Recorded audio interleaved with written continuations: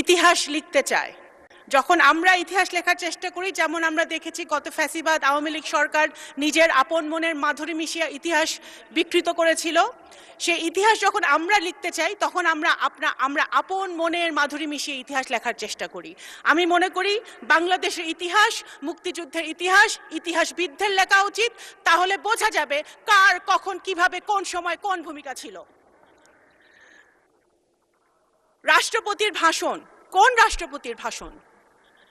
রাষ্ট্রপতি সেই রাষ্ট্রপতি যে রাষ্ট্রপতি আমাদের জুলাই যোদ্ধারা যারা শহীদ হয়েছেন, যাদের রক্ত দিয়েছেন 17 বছর ধরে, যে সকল বিএনপির নেতাকর্মীরা প্রাণ দিয়েছে, গুম হয়েছে, খুন হয়েছে, তাদের রক্তের বিনিময়ে আমরা যে 5ই আগস্ট পেয়েছিলাম, তারপরে যে ইন্টারিম সরকার এসেছিল